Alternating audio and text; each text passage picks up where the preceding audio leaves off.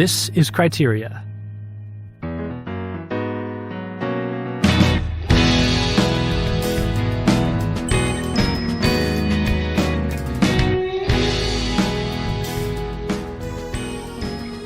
Hey everybody, welcome back to Criteria. I'm Thomas Mirus, and I'm here with my old pal of long yore, if that's a grammatically correct phrase, James Majewski. Hello, James. Hello, Thomas. Hey, so James, you're wearing some bright, weird off colors. We're doing a Wes Anderson episode today, and so I decided to wear a Wes Anderson palette. And I'm just wearing an old joyless grump outfit with no sense of joy and fun. We're talking about Wes Anderson's new movie, Asteroid City, and maybe just some issues that Wes Anderson brings up in all of us about style and how a thing looks and how you feel when you look at it. So we're here with our friend Nathan Douglas, a Canadian Catholic filmmaker, critic, and all-around good fella. Hello, Nathan. Hello, gentlemen. Thank you for having me back. Wes Anderson, like your Coen brothers and like your Quentin Tarantino and maybe some others, is kind of one of those directors that, you know, when somebody maybe first starts getting into like artsy cinema, he's one of the directors that they might encounter first. And so it's not totally out of the kind of like accessible mainstream, but it's a little bit quirky, a little bit different. And I was new to Wes Anderson. I have a lot of friends who love Wes Anderson, but this was going to be my first film. But then, Nathan, you told me, watch Grand Budapest Hotel and Royal Tenenbaums first, so I did over the past weekend, and then we saw Asteroid City. And I kind of feel like I'm good. You know, I'm good now. I feel like I've seen enough Wes Anderson movies now. Oh, man. That was just my sneaky ploy to get you to watch 3 Wes Anderson movies instead of one, having a hunch about how things were going to go. That's actually not true. I think they're all great. So you should definitely. You did the right thing. I'm proud of you. Yeah. No, I'm glad I did, because I think this Asteroid City would have probably not enthused me that much to watch more Wes Anderson movies, but we can talk about it. Maybe you'll convince me that I should have been giggling all the way or something. So James and I saw this yesterday. It's in theaters as we're recording this. Wes Anderson's latest, his career has gone more and more in the direction, as I understand it, of just extremely precise control over every element of the film. People have described it as kind of a dollhouse look. In this case, the film is Asteroid City is kind of, there's a theatrical conceit to it, so that kind of also features into the look and the framing. He likes to do a lot of frames, story frames, but also visual frames for his shots and stuff. His movies have only gotten more that way, and my experience watching the 3 movies that I have been is that I think I liked the Royal Tenenbaums the best. I don't know if it's so much because of the precision in the later movies. I think it's more because it felt less dead inside in terms of the emotions of the characters. It's less just relentlessly deadpan. I felt most emotionally engaged with the movie. I enjoyed Grand Budapest I keep calling it Budapest quite a bit. It was entertaining film. It was visually interesting film. And I felt like it was sort of about something. Didn't feel incredibly morally meaningful. But this film kind of felt yes, it's visually cute, it's charming, and that Wes Anderson way.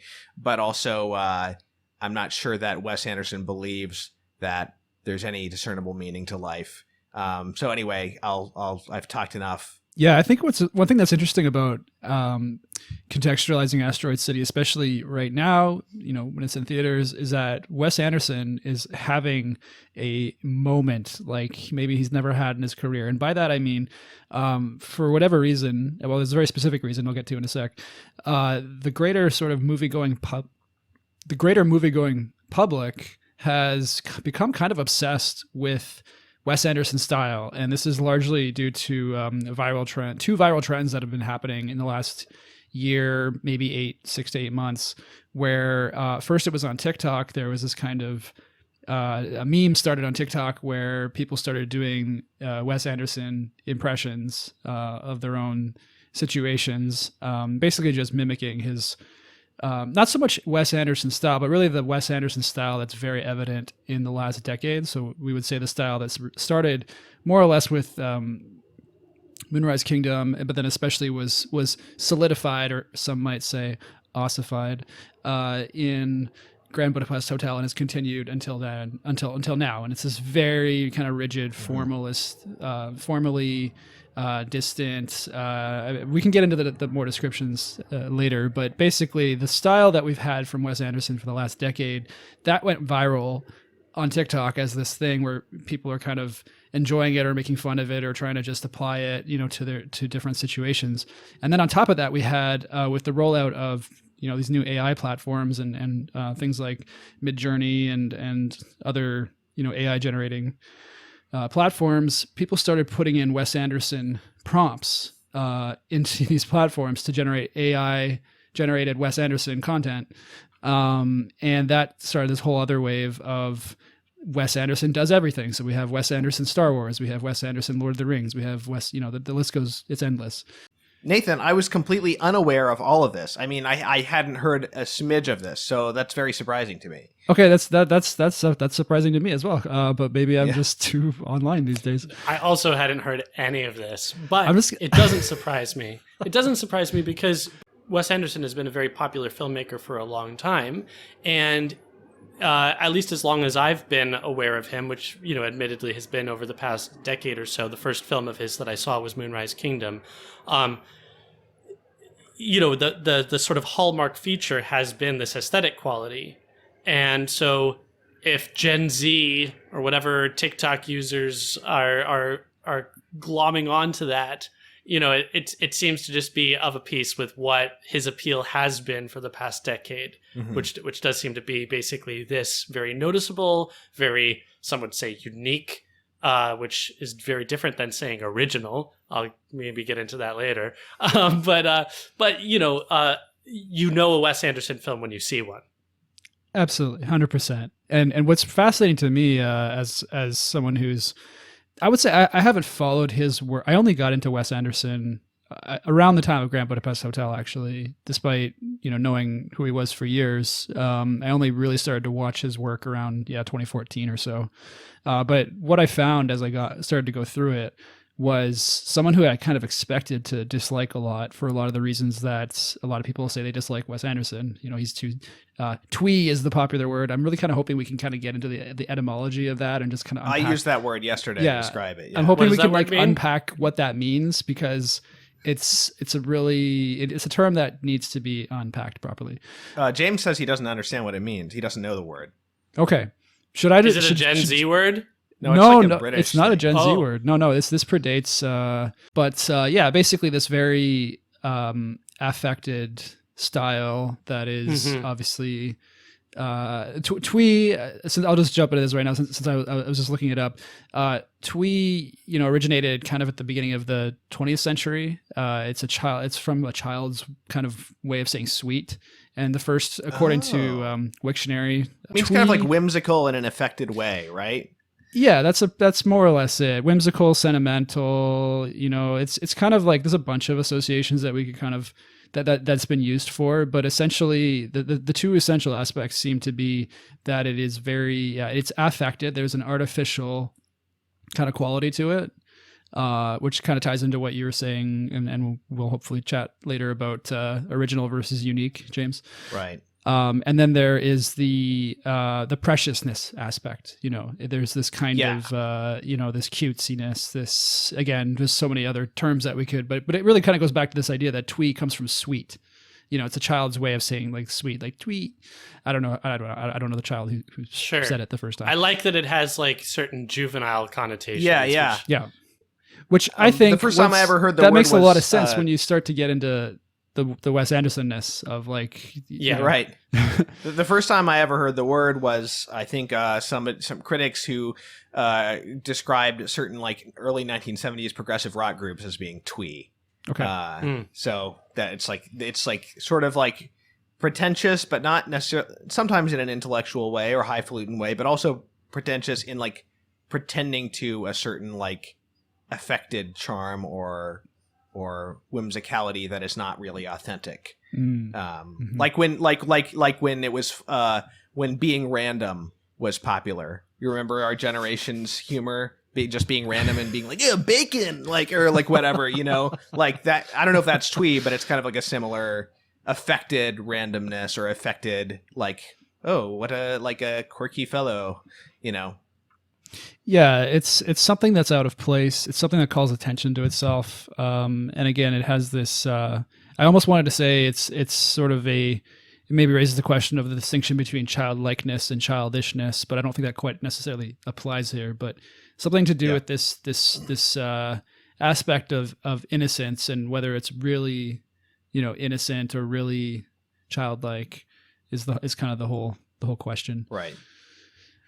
Well, what I find odd about Wes Anderson is he has this kind of charming, light touch and cutesiness to him, but there's kind of like a darkness, just apathy underneath it, you know, which is James, when we saw the movie Asteroid City yesterday, James referred it to as decadent, which I thought was like a good word. We're amusing ourselves with this kind of like this cute, charming illusion, this fantasy world. It is his sort of like own little world that he's creating. In both Grand Budapest Hotel and Asteroid City, there's like dialogue that like directly speaks to that, creating an illusion and being like, well, that's all we got, so like let's live this illusion in like a delightful way. Yeah. Just to quickly tie off the question of kind of like the moment we're in right now, it's very strange, you know, as sort of as a cinephile to see, you know, Wes Anderson, not that he's never been mainstream, like he's always been on the edges of the mainstream and has broken through. And Grand Budapest Hotel was a major, I would say a major breakthrough for him in reaching a new audience. But it's hard to, like, he's always kind of, you know, he's always been in the awards conversations, like he's never been a fringe figure, but it's still strange to see certainly Gen Z sort of obsessed with him the way it has been in the last year or so, at least if these trends are to be trusted.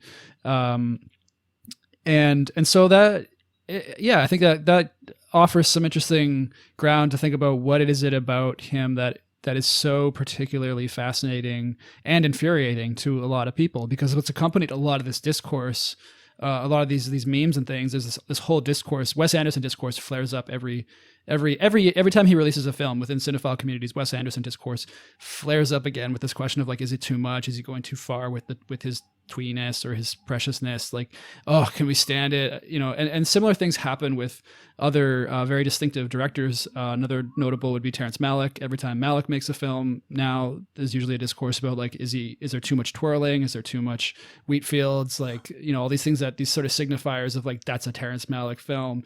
There's certain directors in the last decade who, as they make more work, they, or at least the discourse around them seems to say, they're doing it too much. They're being too much themselves. You know, is that a good thing or is that a bad thing? And so that's all part of that's all part of what's happening right now with Wes Anderson mania, you could say, and then Asteroid City comes out right in the middle of this. So it's a perfect moment to talk about, you know, all sorts of these things, like what makes style, what makes a style personal, unique, et cetera, et cetera. Well, I'll say that, you know, part of the reason why I chose the word decadent is, you know, specifically with reference to the notion of decay, you know, and like that something has grown stale and started to rot. And now we have a decaying husk of something that maybe once had life within it, but now is empty. That was you know, it sounds harsh, but that was my impression of Asteroid City. Now, let me qualify this a little bit. The first, Wes Anderson film I saw was Moonrise Kingdom. And then I saw Grand Budapest Hotel. And I don't even remember that movie. That's how like little of an impact it made on me. And then I saw Asteroid City. I think that those are the only three. I really, you know, at before going to see Asteroid City yesterday, I had no interest in seeing another Wes Anderson film. I was totally prepared to write this guy off entirely based on the two experiences that I had had. Maybe with some interest to see Fantastic Mr. Fox, if only for the sake of seeing the stop motion animation, which is something I'm very interested in. But before cutting this episode, I thought, you know what? There's more to this guy than just these films that I've seen. He's been at this for a while. I should, in all fairness, at least take a look at something else. And so I didn't get to finish the film before I had to bike over here. I got like 2/3 of the way into it. But this is, if I had to pick one other Wes Anderson movie to watch, this was the only one that I was remotely interested in watching. It was The Life Aquatic. And dude, it was shaping up to be really good. I was really enjoying it. Okay. Nice. But, you know, I mentioned that because it affirms for me what my response to Asteroid City was, which was that one gets the impression that there's not much to it at this point, that it's become somehow a little formulaic, a little rote, a little superficial. If I'm looking at The Life of Aquatic, now granted, I haven't finished the film, but, and also, you know, that was written, I think co-written by Noah Baumbach, who I really like. So it's like, I don't know, you know, am I responding more to his involvement? But I think that you can identify some things that are very characteristically Wes Anderson in that film. The tweeness is certainly present, but it's at the service of something that's going on in this film world. And we could break that down and talk about it, but for now, let me just, you know, say that in The Life Aquatic, it seemed to me that this was at the service of the whole package, instead of just sort of consuming it and commanding all attention and really becoming a kind of idol worship. And it's almost the impression one gets watching Asteroid City is like a director who's high on his own supply, you know? Like, what if Wes Anderson made a Wes Anderson film? Is like the plug into the AI bot that gets you Asteroid City. Okay, interesting. You know? All right. I think that comparisons to Terrence Malick are, I think there's an interesting contrast there, because there again is a filmmaker who you can't mistake. You see a Terrence Malick film and you know it's a Terrence Malick film, but you know, it's like, that's not a value in itself. It's like saying, you know, oh, you know, it's James's turn to make dinner tonight, and you always know when it's James's turn to make dinner. You know, like sometimes that's a bad thing. And yeah. So you know, with Malick, it's not as though that's the only value, right? Like that he's just got this sort of eccentric way of filming things. He's in so doing, he's mining something of the poetic potential of this medium in a way that is very original, you know. But you look at these latest offerings from Wes Anderson, and you know, maybe in the amalgam of all of these disparate elements, the tweeness, the control, the frames, the deadpan, you get something that seems to be unique or singular, but actually it has all the singularity of an AI, which is taking a bunch of elements and plugging them together in some sort of, you know, novel way and presenting them in a way that is a kind of counterfeit.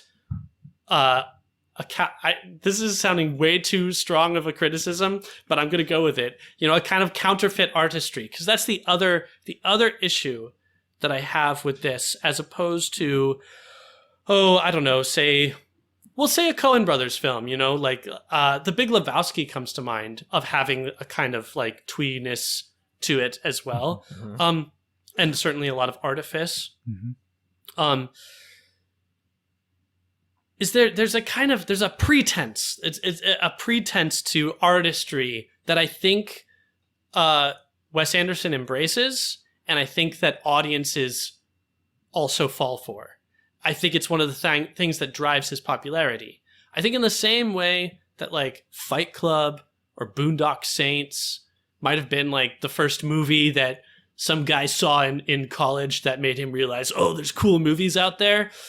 I think that Wes Anderson might be the first film that somebody sees that makes them realize, oh, there's there's interesting aesthetic choices in cinema. But that doesn't make Boondock Saints a good film, and it also doesn't make Wes Anderson's choices aesthetically interesting. So maybe I've put my neck out too far with the criticisms, and maybe someone else can step in. Well, in lieu of an axe, I would like to ask you some questions. Maybe. Yeah. Let's do it. Okay. Let's do it.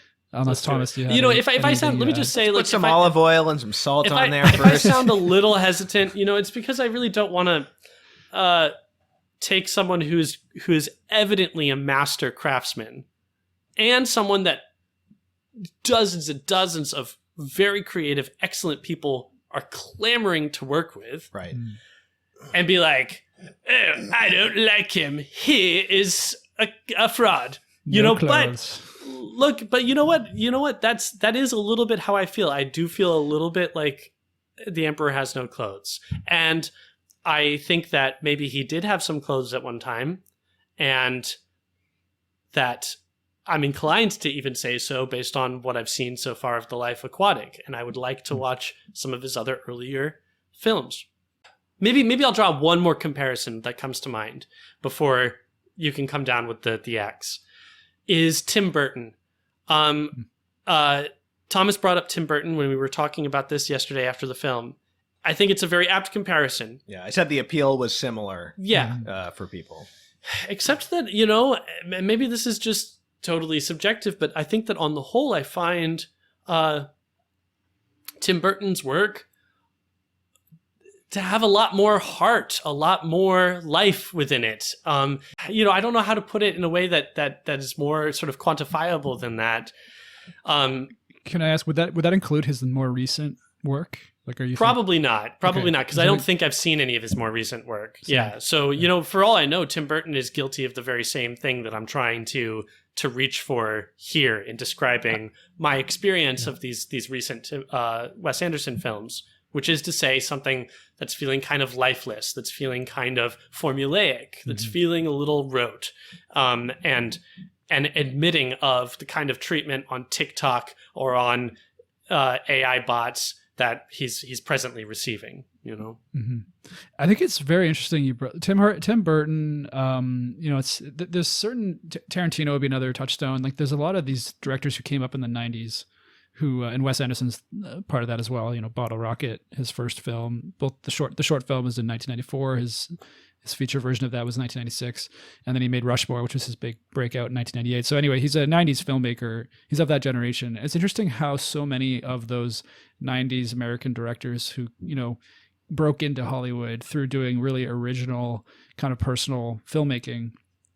Some of them have stuck and we could say doubled down on just themselves, what makes their film so distinctive. And we would include Wes Anderson, Tarantino in that category. Every time Tarantino releases a new film, there's going to be something to do with feet, whatever. Everyone knows all the kind of like the quirks of a Tarantino movie. And it's the same kind of discourse that comes up too, where it's like, why is he insisting on doing, there he goes again.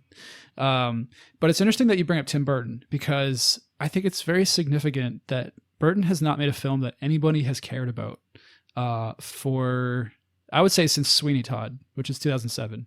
Yeah. And in my own memory, and this is maybe just confirmation bias or whatever, but like that's the last Tim Burton film I ever saw was Sweeney Todd. I loved it. I thought it was incredible. Yeah. And then it just he just kind of fell off my radar. And I know he's been busy. He's been very busy since then. And he has that new Netflix show that's very Tim Burton-y.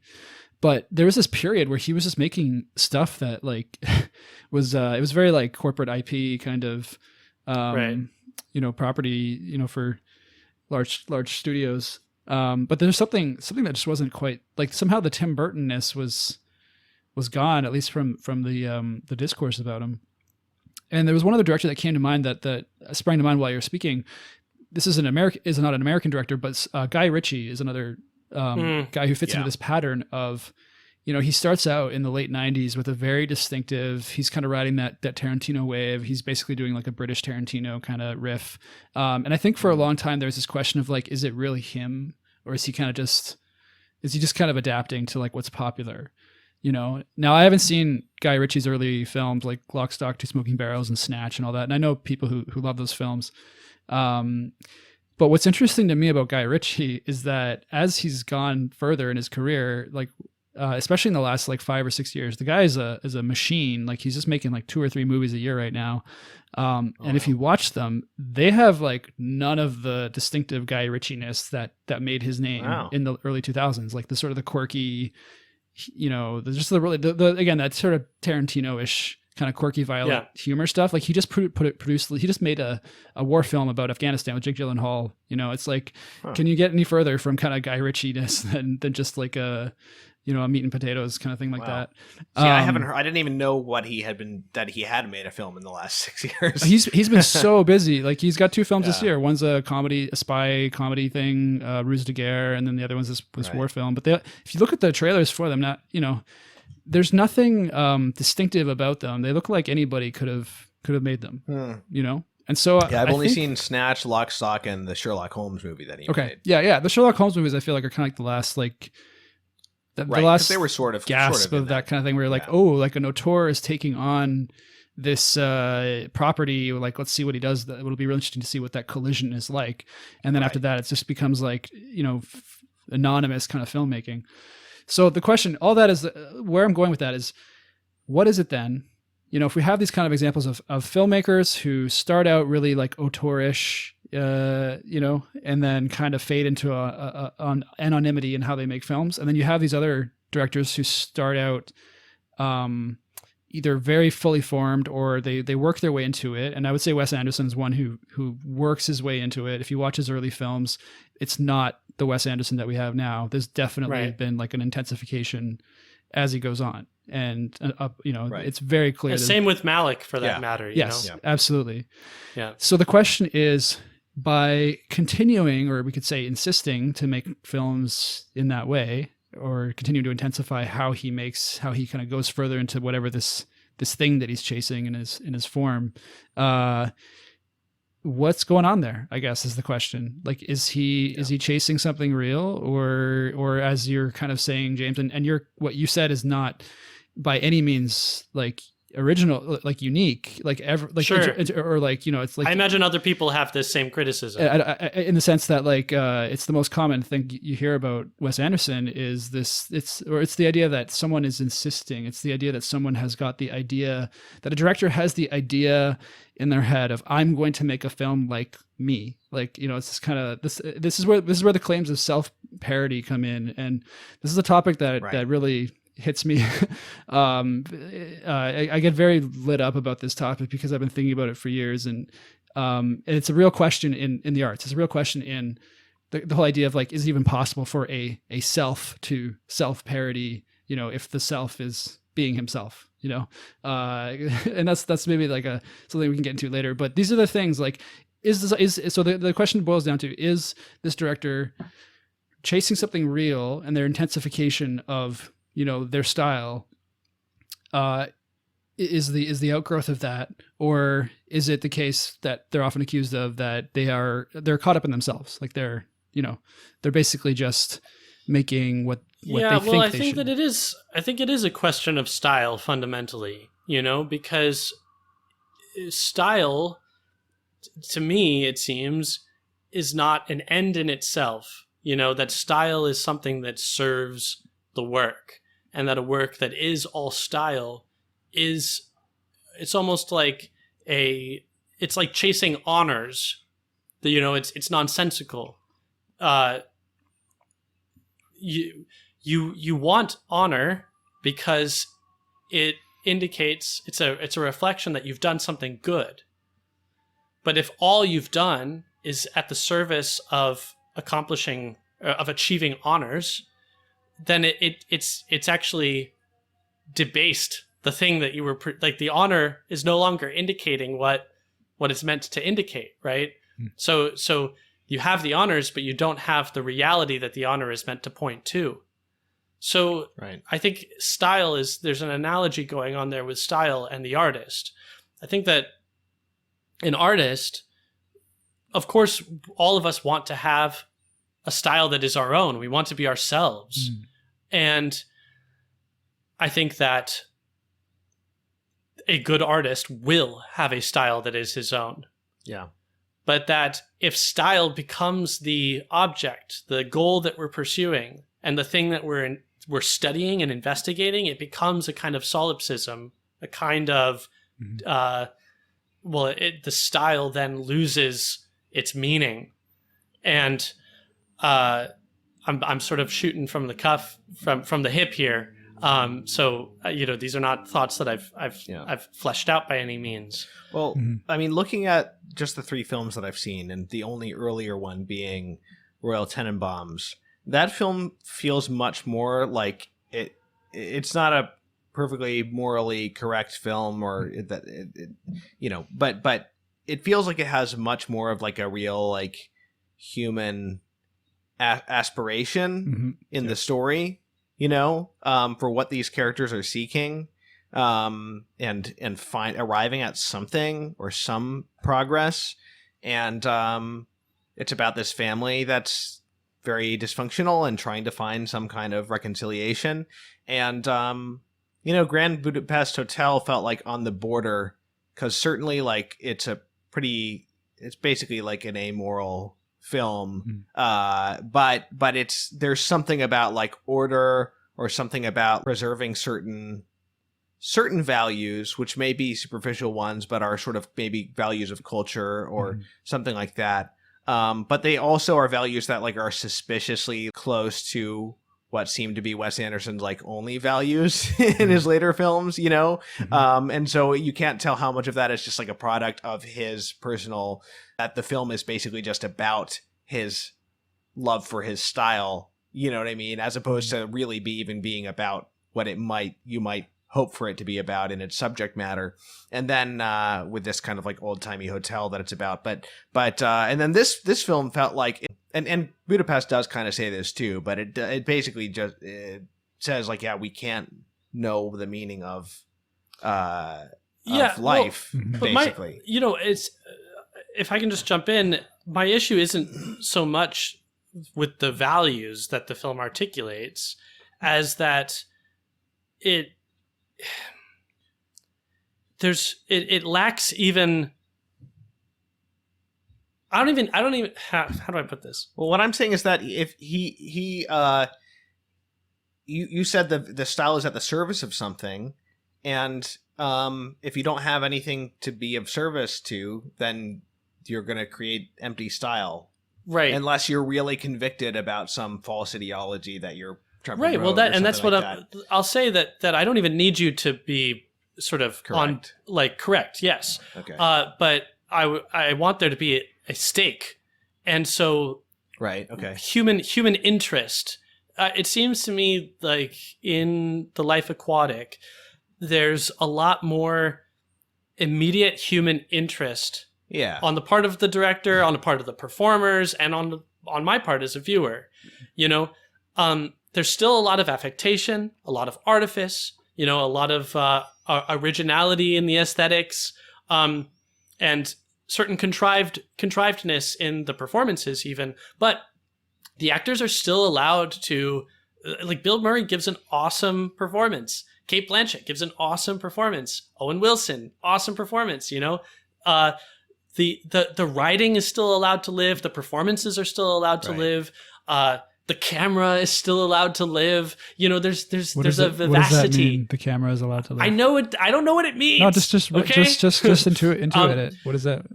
It means that there isn't this contrivedness to everything. There isn't the feeling of it had to be this way. There is a kind of there's a difference expressive quality to it. There's a difference between it had to be this way because that you can't imagine it being any other way, and it had to be this way because the director wanted it. Because the style dictates it. Okay. Yeah. They have this great set piece in that film of the boat in sort of diorama, where the actors are able to go from room to room and climb from floor to floor in this boat. It's a classic Wes Anderson thing. Yeah, diorama. and it's okay. Yes, it's charming. It's visually interesting, but then it's also used to good effect, and it's not he's not precious with it. Sometimes, as the camera's moving, it's not so perfectly lined up. I see a little corner of the other room or something, or I see a little bit of the artifice more clearly or whatever. And there isn't a kind of clinical feel to it. And I'm not saying that you can have a clinical film, fine. But it is hard for me to quantify. It seems like discussions of style are necessarily kind of nebulous. Are the actors in that less deadpan? Definitely. But there's still a kind of there's still wryness to it. Yes, yeah. One question I've been having is, why are the actors in his more recent films, why are their performances so deadpan? Obviously, that's part of his sense of humor. There's definitely a very wry style to it, but I almost wonder if the characters having more like real emotions would just get in the way of what he's trying to do with his style somehow, because then the scene might like take on a life of its own or something, and you see this even in the earlier even in the Royal Tenenbaums. He likes to have these really long prologues in his films where it's kind of like a montage for the first 20, 30 minutes of the film. But at a certain point, Royal Tenenbaums opens up and you're getting more real scenes that are really living, and you're not like sort of noticing the director as much.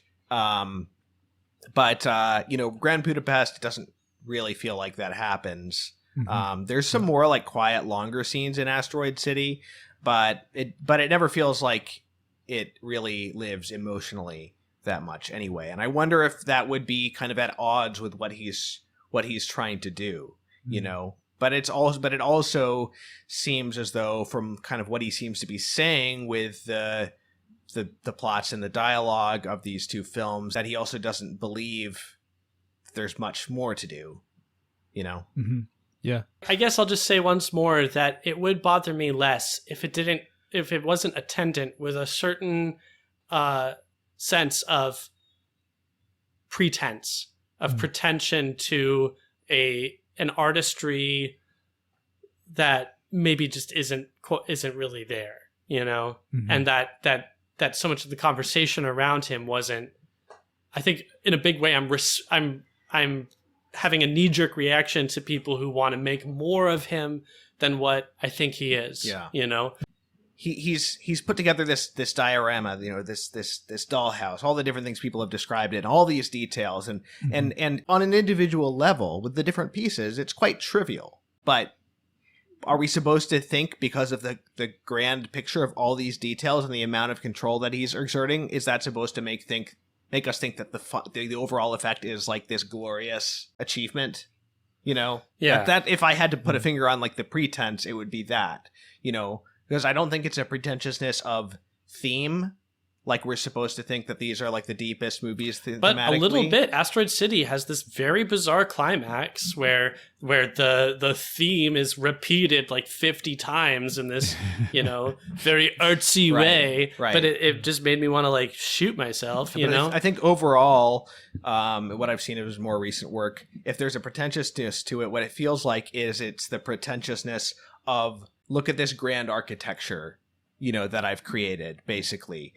Look at this kind of like pure aesthetic, formal, Bach-like, structure that I've created with all the details just so. But, it can create that illusion because there's so much going on, but that doesn't mean that it actually is this glorious aesthetic effect that's created. Yeah. Mm-hmm.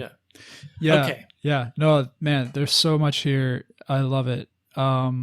And I love Wes Anderson. I got to be honest. Like, I really love his work. So what did you think of Asteroid City? Maybe we just start there. Yeah. Did you like the movie? I did like it, but I was unsettled by it. I was put off by it in a productive way, is how I'd put it. I didn't dislike it.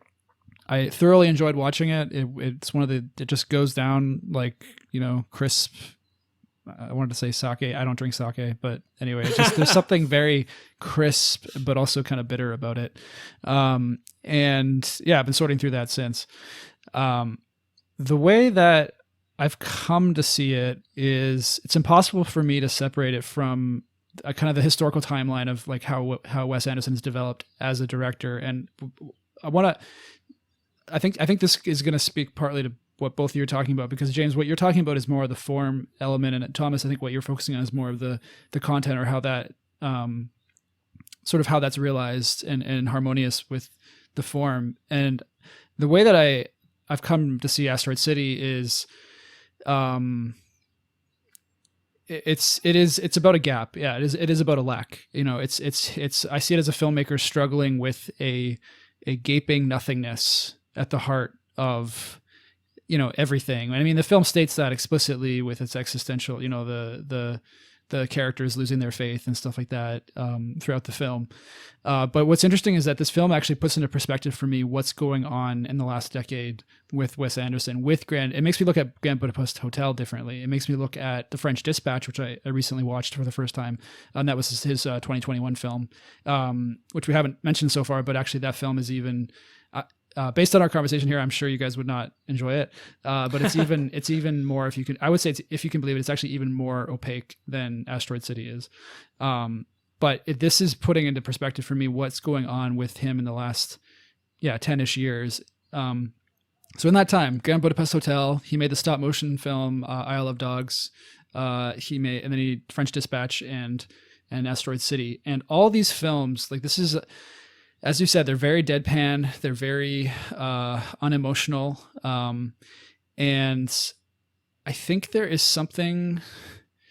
I was rewatching bits of Grand Budapest before we started recording, and I was watching the ending of that and struck by how similar it actually is to the ending of Asteroid City, where Zero, the bellboy, the main character, asks Gustav, played by Ralph Fiennes, you know... this is in the... My bad. This is in the final section of the film where the reporter character, played by Jude Law, asks the elder F. Murray Abraham's character, who's playing the protagonist as an old man, what was it that kind of made the main character play the grand character of Gustav, this comedic, you know, hero or anti-hero of Grand Budapest Hotel. What made this guy tick? He's from a time that doesn't exist anymore. He's from this pre-World War II time, or even pre-World War I time, that just of manners and delicacy that just doesn't exist anymore. And the old F. Murray Abraham's character Zero says, you know, I think his time was already gone. I think it was gone before he was even part of it. But he basically kind of faked it with such a grace, and he presented the illusion of it with such a grace and power. And that, to me, that struck me as basically the same as the ending of Asteroid City, where, yes, as you were saying, James, I was actually shocked that Anderson did this. Like, the moral is kind of being like thrown at you, like explicitly in the text, where they're saying, you know, you can't wake up if you don't go to sleep. These theatrical theater actors saying, you know, and then there's, you can't, you know, it doesn't really matter what you're playing. You just have to play it. You have to just kind of go with what's given to you. There's a despair. So at the heart of it, like, there's very clearly, like, there is a deep despair kind of in the idea that there is any content to anything, whether that's art or whether that's history or like politics. Like, Grand Budapest Hotel is very much, some people have called it nostalgic, and I think it is kind of that, but it's very much a lament. It's a very sad film. Like, it's absolutely hilarious, but it's extremely sad. It's about the loss of basically the entire Western, like, pre-modern culture, and it's never coming back. You know, all we can do is be like the Ralph Fiennes character in that film and try to kind of pretend that we're still there with as much grace. We have to act well, you know. And so that there's a despair in that film. I don't remember Isle of Dogs well enough to really comment on what's going on there, so I'm just going to let that to the side. But French Dispatch, you get into this whole very elaborate set of interlocking stories, or there's these 4 short stories basically that are all part of this like publication called the French Dispatch.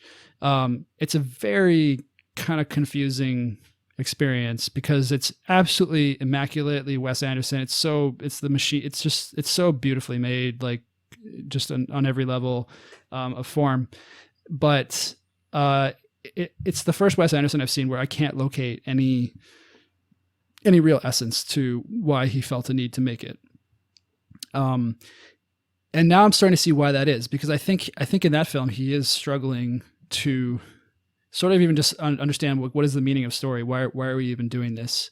And in Asteroid City, we have this theatrical device. We have these two things going on where the actual Asteroid City is a play within the film that we're watching it as a film, but it's actually within the film's universe. It's a play being staged, and then we're also seeing the play production around it in different moments.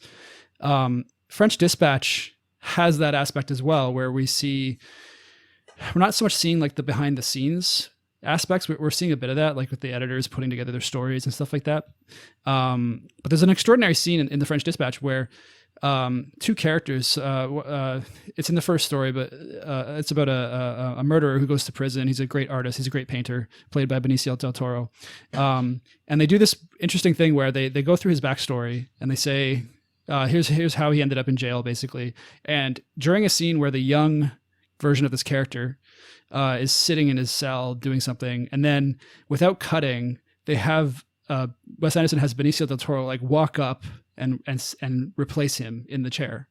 So they do this like flash forward basically in time, without any cut, without any kind of artifice of like, now we're going to show you the future. It's like, no, it's this very theatrical, like here's we're showing you the seams of everything. And then, from that point, I've heard some others sort of say this about Asteroid City, and I think they're right, that Asteroid City is this kind of the whole film is that scene. Like, it's basically, we're going to show you just how all this happens. And again, I think it's him trying to find his faith. Like, honestly, he's trying to retain some kind of hope, maybe in whatever's driven him as an artist to this point. And I think what you're saying, Thomas, about Royal Tenenbaums, like if you watch his earlier films, Bottle Rocket has heart, and like the other films that come out of that, they have heart. And then as we get further into the tens, the heart seems to kind of dissipate. So I think, it was animating him in the first kind of decade of his career. There's a lot of common themes about like family brokenness and, woundedness and characters who desperately want to heal from kind of that kind of thing.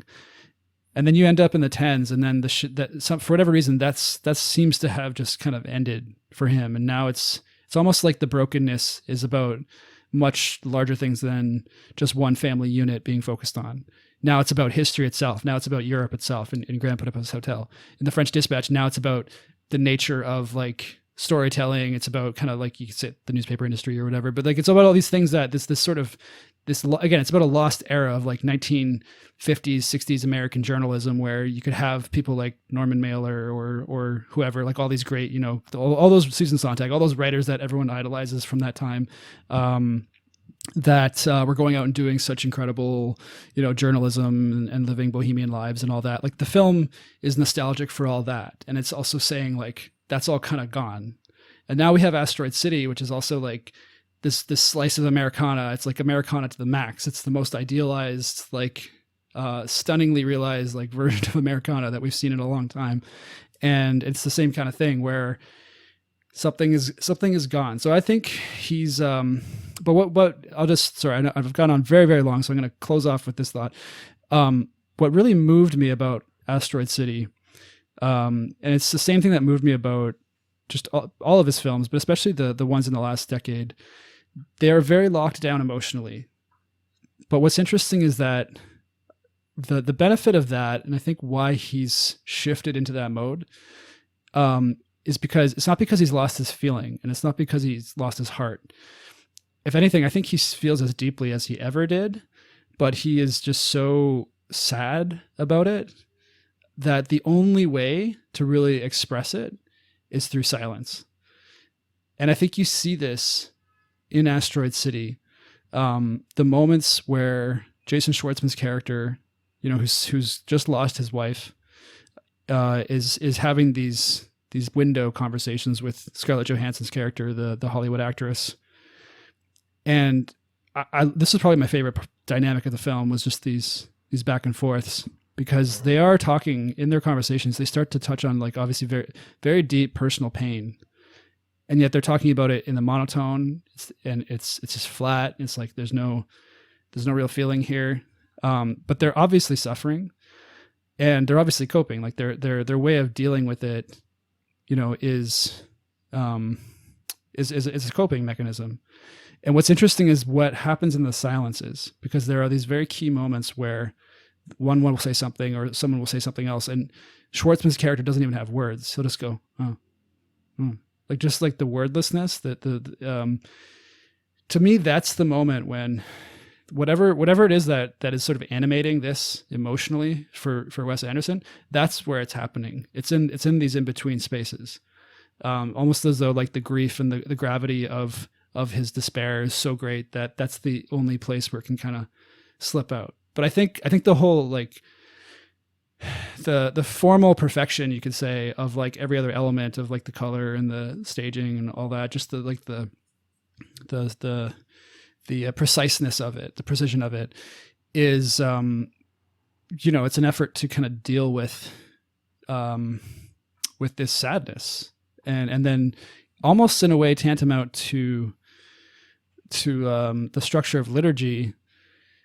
It's kind of in the moments when you're in the, I'm not saying Wes Anderson's doing liturgy, just to be clear, but there's an analogy to be made there where when you are engaged in a very structured process of engagement, it's those in-between moments. It's something happens along the way affectively, that tells you something's happening or I'm responding to something. It doesn't mean that if that doesn't happen, then something's not happening, or something that is, it doesn't have to be the ratification that something's happening, that you're actually like experiencing the purpose of the liturgy. But there's something similar going on there where stuff slips out. Okay, so I've talked forever. I'm going to stop talking. Well, I mean, I buy it. I buy what you're selling, and I do think that if you're correct in your sort of analysis of this period of his work, you might actually be giving expression to some of the things that I'm responding to. I think that decadent is still a good word in this context, because certainly despair can lead to decadence. Mm-hmm. But I think that if I didn't have such a distinct sense of people are going to eat this up while I'm watching it, then I wouldn't be so bothered by it. Mm. But one of the things that bothers me is just knowing that people are going to be all over this. People are going to love the deadpan, and they're going to love the colors, and they're going to love, all of the whatever. And it frustrates me, because I don't think it's worthy of all. Like, okay, guys, come on, it's not all that. I think that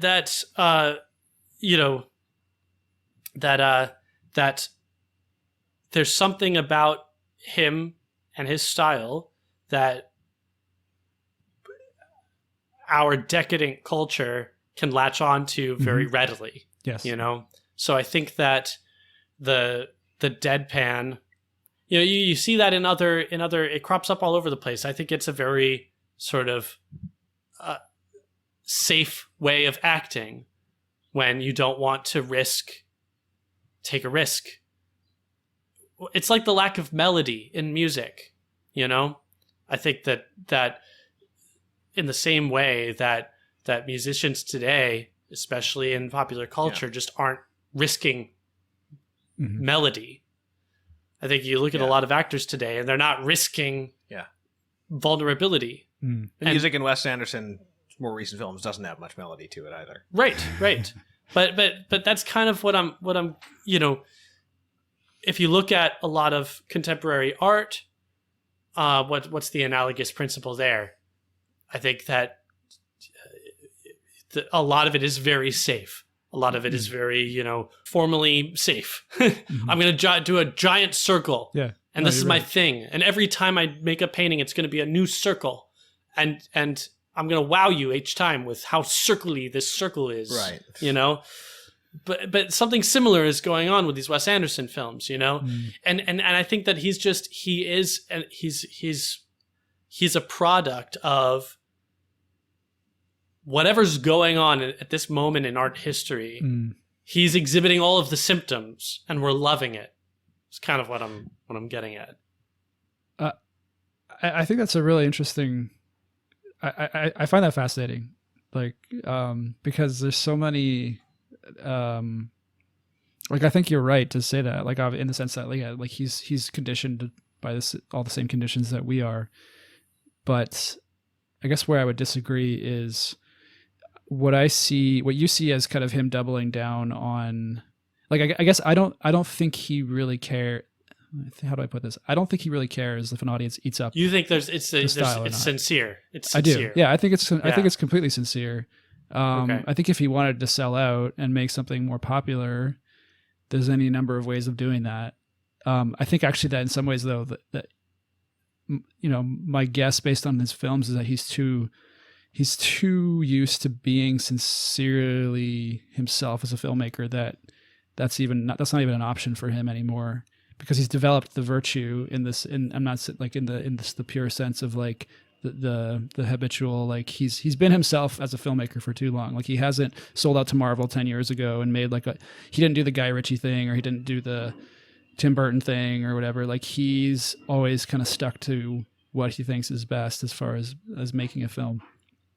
And I see, but maybe he's not submitting himself. He's not being vulnerable. He's not taking the risk. I think he is being vulnerable though. Like I think, and I think he's actually, I don't know if I could actually explain this in the way that I'm like, not even thinking, but like intuiting it. Like it's, the thing that moves me the most about, especially his recent films, and I'm not saying that all of them are at the same level. But what moves me about them is he really is trying to, I think he is taken up with like a poetic principle. He's taken up with whatever, there is something kind of inarticulable that he is, I think, trying to express, and these films are his attempts to do that. But what's interesting, what's beautiful to me about what he's doing, and you see this in Grand Budapest, I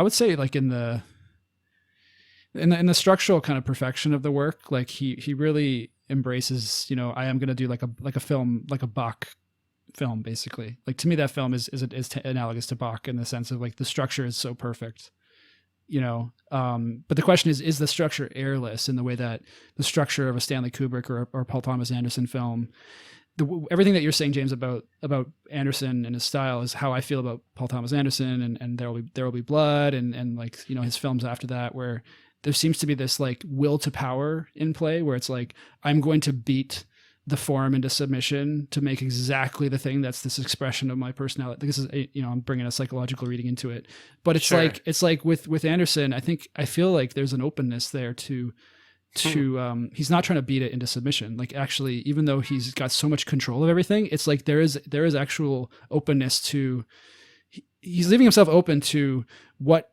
comes in the silence. And that's why I'm saying, like in Asteroid City, I don't detect it. I don't detect it. Yeah. I mean, I get your gloss on these moments of silence and these quiet, guttural responses.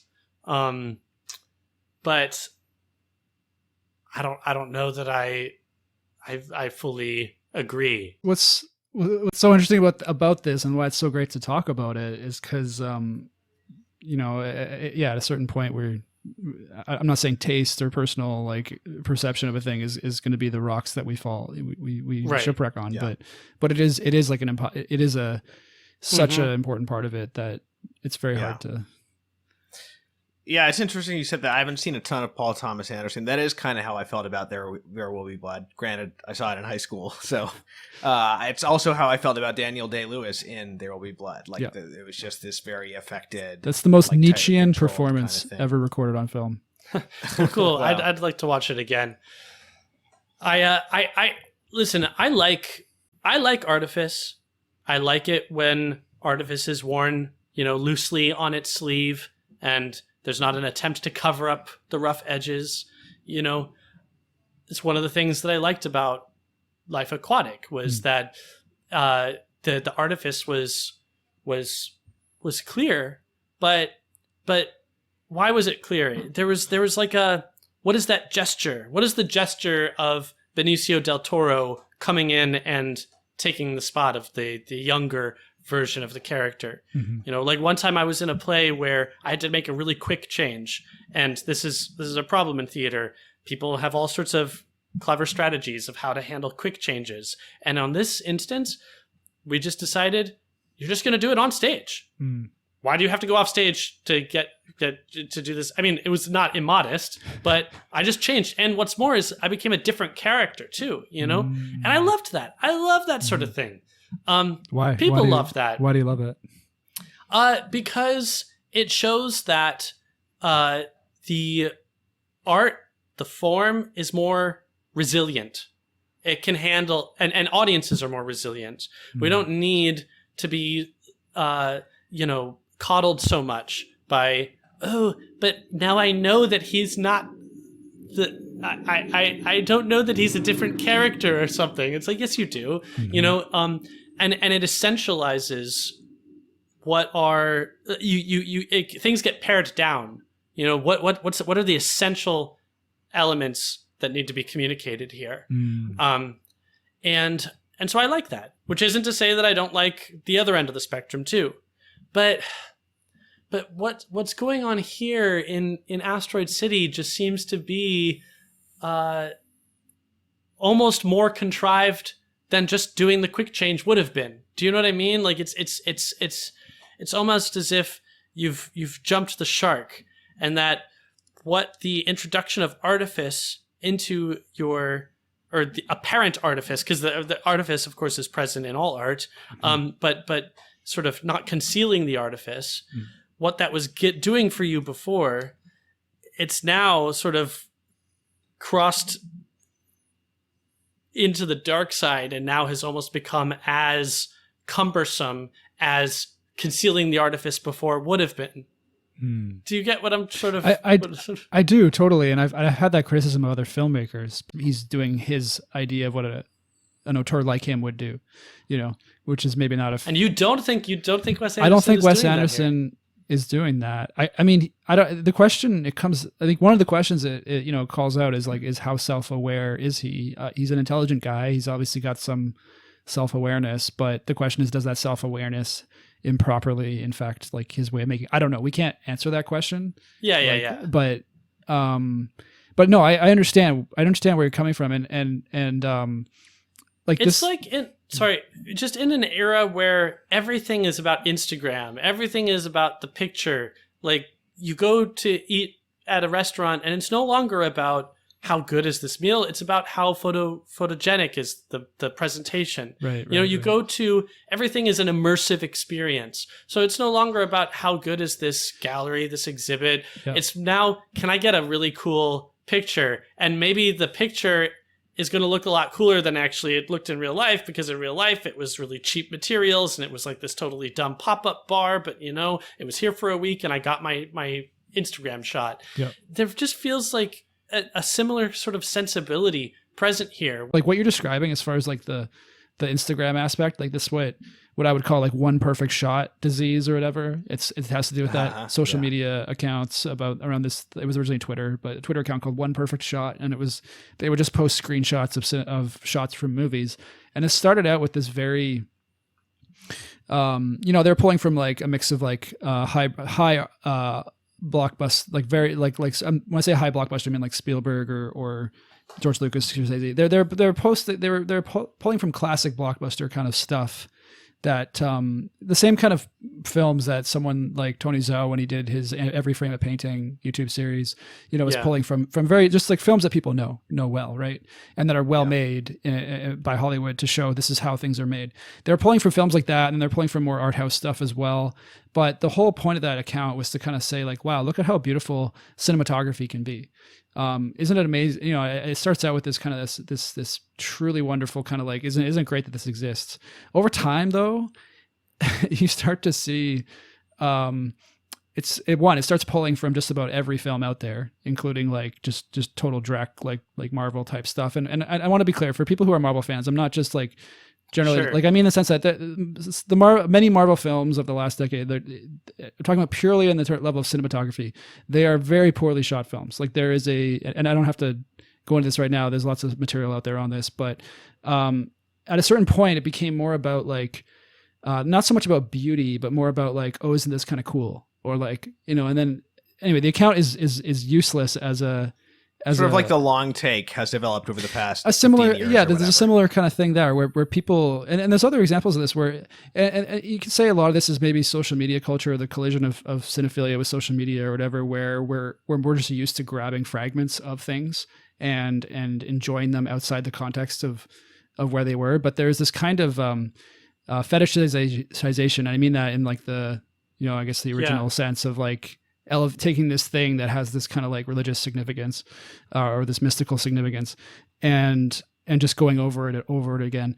And so I think the thing, what I would say to what you're saying, James, is that the tragedy of of like kind of just where our culture is right now is that Wes Anderson, who I say is a totally sincere filmmaker, you know, his stuff just plays into that, you know, like it's not his fault that is appropriated in that way, or that it even is like eye-catching to people who are used to operating in that way, because that whole trend is about what is eye-catching, you know.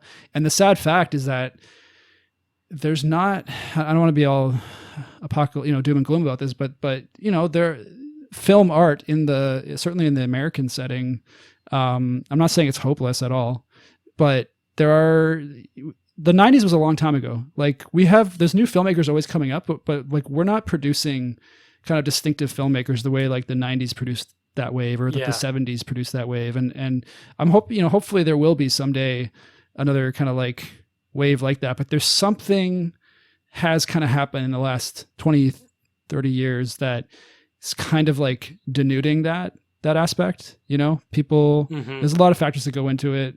It's really complex, but I think that's partly what people are responding to. What's that, Thomas? Social media probably has to be one of the biggest ones. It's got to be part of it, yeah. And I mean, another thing is also just on the economic side, like just the corporations, like, you know, Disney is like taking over everything, and everything is franchise. Everything's about franchises. Yeah, and IP, probably also like that. Education, like the deadening of imagination through the failure to educate the next generation on what good art is, or good stories, or you know. It's kind of weird to look back. I was rewatching the Pirates of the Caribbean like not too long ago. Civilizational collapse. Come on, guys, that's what we're talking about. And all right? Yeah, but it's like someone like Gore Verbinski, who like in the early 2000s would have been considered a standard Hollywood gun. You know, right. You look back at what he was doing 2003, 2006, 2007, and it's like it seems like, you know, sort of like high modern entertainment now. Like it's just like there's kind of like a real quality to it that is like, now again, hindsight is always 20/20, so I don't want to like, there's stuff happening today that maybe we're not aware of that we'll have a better sense of in the future. But anyway, in the world of like kind of just every week there's something new coming out on Disney Plus or whatever, like some new like high budget thing that was shot like a basic television show.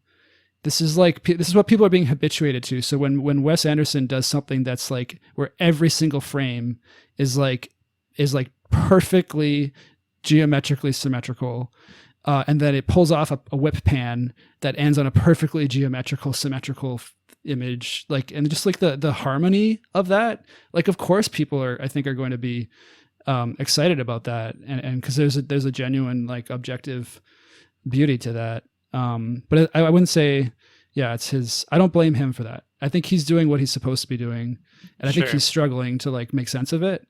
But what you're describing, I think, is around him. It's not him. And you've softened me somewhat. You know, maybe I will go back and watch. You know, maybe I'd like the French Dispatch. I don't know. I would love to hear your thoughts on it. I don't know if you'd like it, but I would love to hear your thoughts on it. I think I will watch it. But I am going to continue to try to get people to calm down, all right? Calm down about this Wes Anderson guy. He ain't all that. My impression is I'm more interested in his early work than his later work. And Yeah. I'm really excited to go back home and Royal finish. Tenenbaums a watch sometime. Yeah. I'm It's a excited really to finish Life touching Aquatic. film. Yeah, it's quite a moving film. Compared with these other films we've been discussing by him, I will say for Asteroid City, it has a nude scene, but it has less. Actually has less sexual content than the other two films that I've seen by him, and it gives you plenty of warning. It was like very easy to not even see it. And so for that matter, we think it has a nude scene, but we don't actually know. Well, I know it does because I read on IMDb before I saw it that it had, and that was clearly it because I had my eyes on the screen for every part of the movie except for that. So it has to be the part. But yeah, the other movies he throws in a lot more just random, posters on walls of naked women and things in the background. And so yeah, at least Asteroid City was less that way. Yeah, and I think that's worth pointing out that and you see this in all of his films, they have a acidic quality to them. Even something like Fantastic Mr. Fox, which is a wonderful movie, and as far as I can remember, it's totally appropriate for children. But it's there's an edge, right? Like he's got in his films for adults, that's probably the main critique I would make is and it happens in French Dispatch as well. Like he just has this kind of like comfort with crudity that is so at odds with sort of the harmony and the classical kind of harmony of everything else that he's doing. Right. That's the weird thing with Grand Budapest Hotel is this character is all about refinement, but then he's like totally degenerate also. And it's like, it kind of undercuts any nostalgia for that period that I might want to have, watching this movie, because it's clear that like whatever from the olden days Wes Anderson is interested, it's not like morality, right? You know what I mean? So it's just refinement, And so I think that there is a genuine refinement in his films, but and I can see why people are legitimately entertained by that. But yeah, that's why I like, again, Royal Tenenbaums doesn't arrive at like a perfect moral resting place in the film, but there is this aspiration and these like complicated situations that I think that, when I was watching, I was like, all right, where's he going to go with this? But then, in particular with where he arrives with the Luke Wilson character, who was the character that I most connected with, I think he ends up somewhere that is a little bit.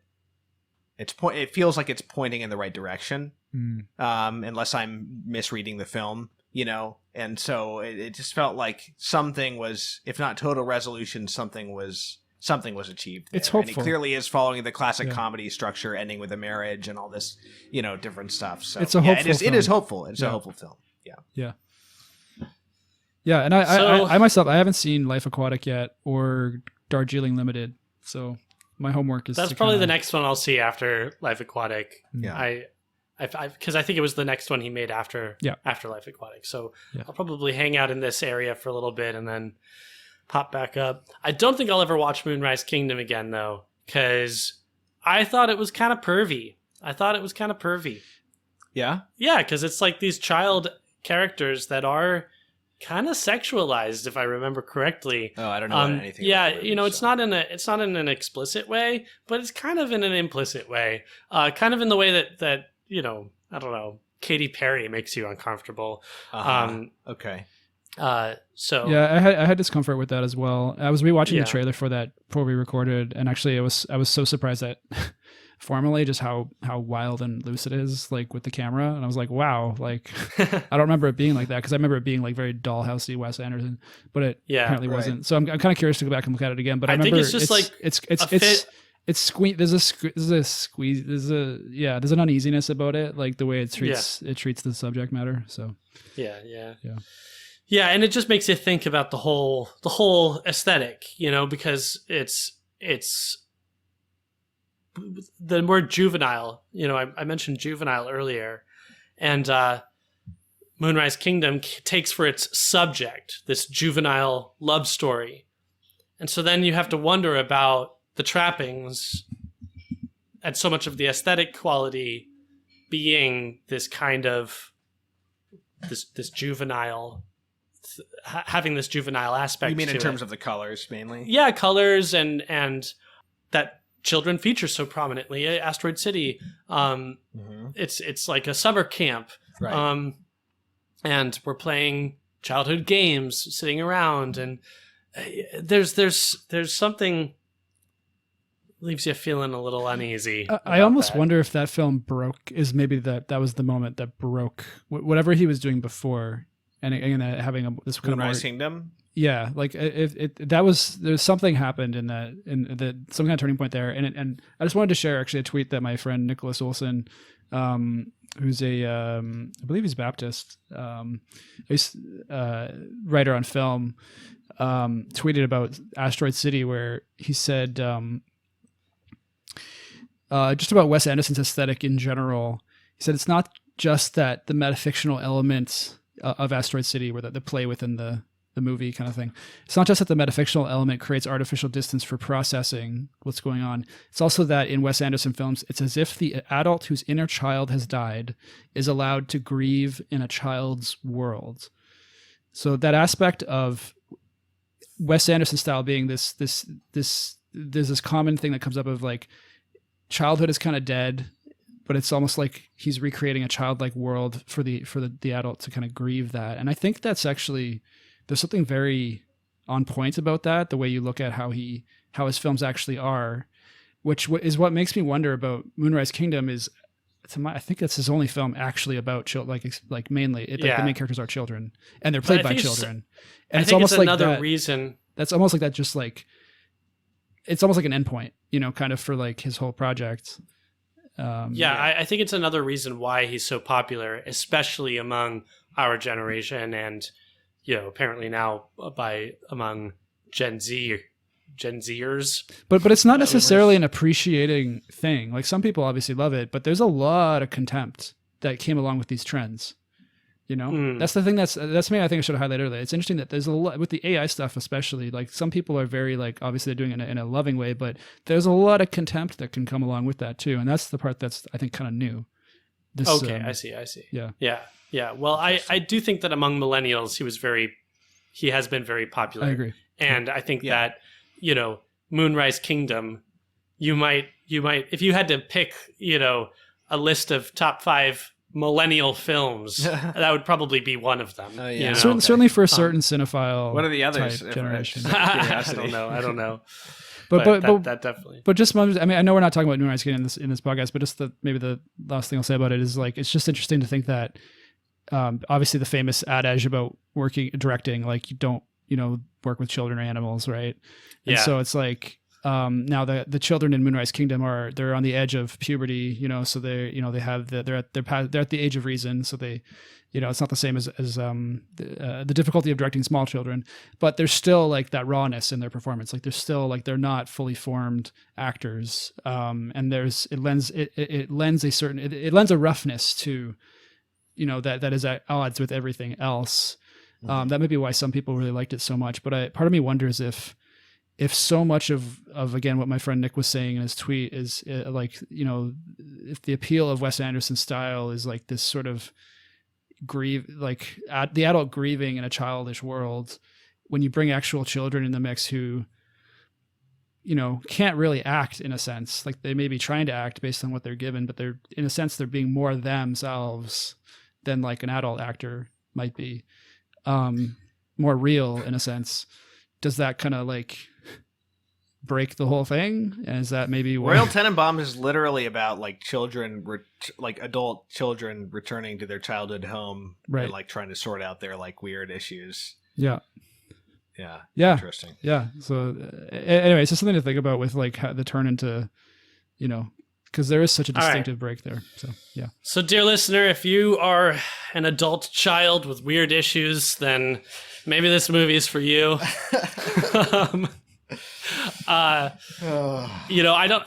Maybe we'll talk about Wes Anderson again on the podcast. I might be interested to do that after I've seen more of his films. It might not be for many years if this podcast is still going by then.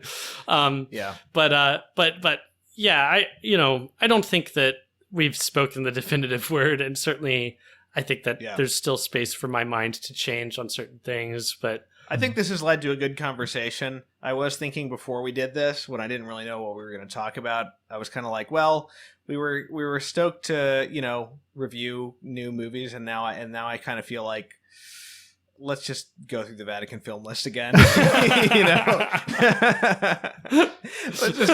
let's go back to the black and white era again. Because I'm glad we got a good conversation out of it, but I wasn't that into the movie. Yeah, thanks, Nathan, we couldn't have done this without you. Definitely. Thanks, guys. Definitely. Yep. So always a pleasure. Criteria is a production of CatholicCulture.org. Check out our other podcasts, including Way of the Fathers, an early church history podcast hosted by Mike Aquilina, Catholic Culture audiobooks, bringing to life classic Catholic writings, and the Catholic Culture Podcast, an interview show exploring Catholic arts, culture, and issues. You'll find all of this, as well as Catholic news, commentary, liturgical year resources, and much more at CatholicCulture.org.